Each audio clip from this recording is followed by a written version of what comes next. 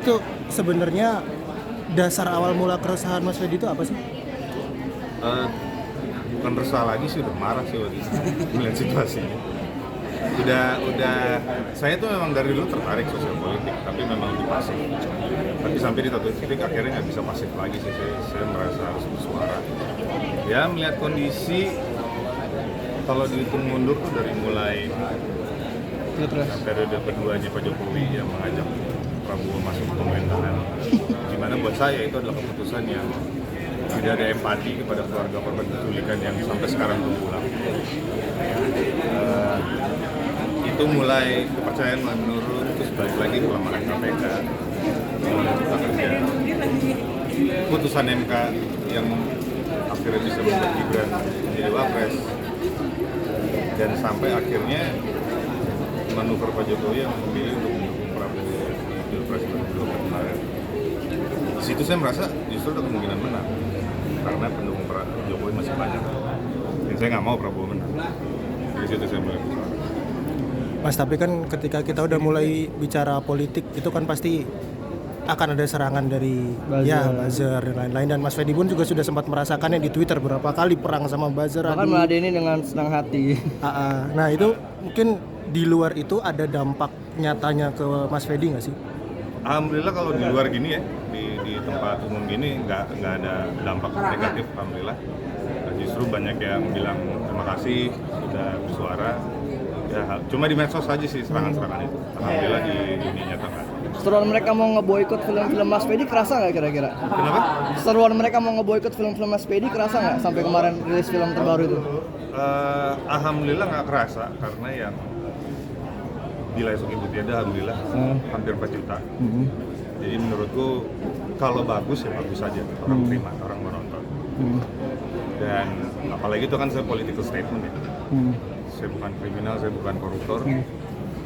Jadi saya yakin kalau karyanya bagus, insya Allah ada yang nonton. Alhamdulillah emang banyak, jadi nggak ngaruh sih sebenarnya. Tapi sebenarnya Mas Fedi suka bacain header komen satu-satu nggak sih, atau lebih kayak bodo amat terserah? Tergantung mood. Kadang gini, soalnya ada yang saya baca untuk tahu apakah mereka punya counter argumen yang bagus lah, menurut saya setidaknya gitu. Yang bener juga apa kata dia ya. Nah kalau memang ada, itu saya mau berbalas pantun lah, karena mungkin saya dapat ilmu juga dari dia gitu. Tapi kalau yang cuma ngeledek-ledek doang, ya lewatin aja. Gak ada manfaatnya diladenin, karena dia emang cuma pengen ngeledek gitu, tidak ingin berdialog. Itu tuh emang lagi waktu lengang Mas Fedi atau sengaja meluangkan waktu buat ngecek-ngecek Twitter? Peluang lah, sengaja meluangkan waktu, kayaknya lihat banget.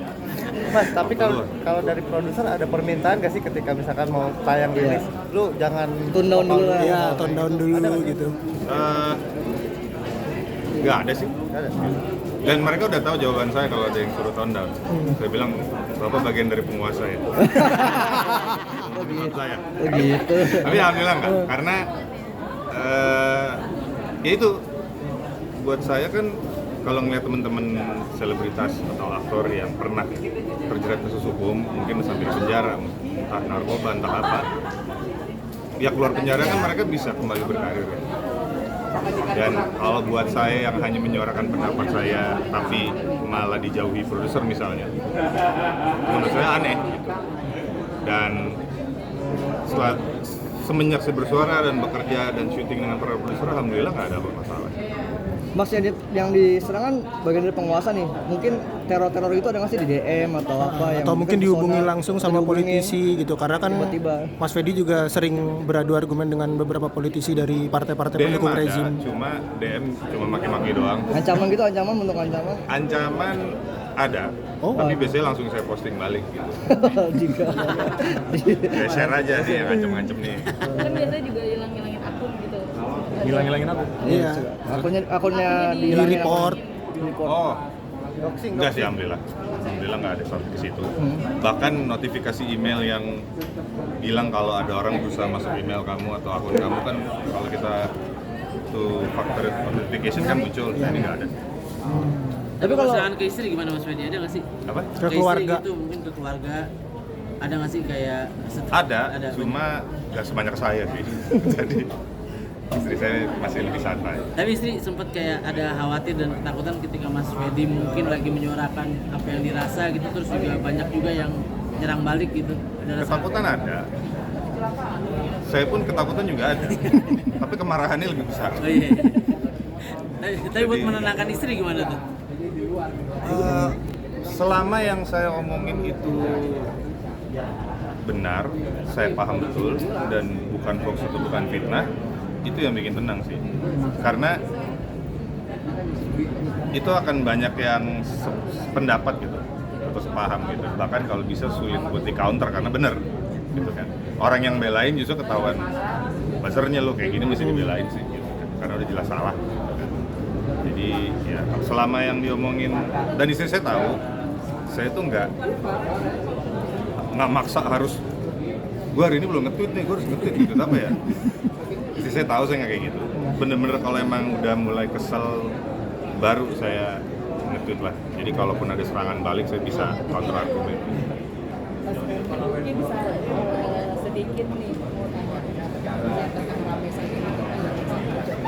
Kenapa? Jasa Pak Jokowi yang lagi rame saat ini yang dikatakan Ya. palsu itu seperti apa?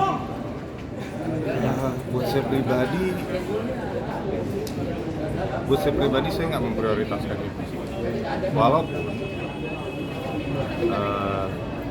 pokoknya waktu mulai rame-rame saya nggak terlalu mikirin. Tapi ketika Pak Jokowi sedang memikirkan langkah hukum orang-orang yang menuduh, saya merasa agak aneh. Padahal kalau ditunjukin beres ya. Tapi ini sedang memikirkan langkah hukum di mana setahu saya sih menuntut orang tuh lebih repot daripada sekadar mengasih ijazah. Tapi ya saya paham Pak Jokowi punya hak untuk kasih lihat atau enggak. Dia tidak harus. Di situ aja sih saya merasa ini cuma ya udahlah itu haknya kalau dia nggak mau ngasih lihat. Padahal kalau dikasih lihat mungkin beres. Jadi, segitu aja sih yang saya pikir. Tapi kan dengan adanya ijazah-ijazah yang beredar di dalam media sosial, Mas sendiri yakin nggak itu ijazah milik Pak Jokowi? Nggak saya pikirin sih. Jadi saya nggak tahu deh mau itu palsu atau asli karena saya nggak mikirin bagian itunya. Saya masih lebih mikirin yang naik pesawat jet.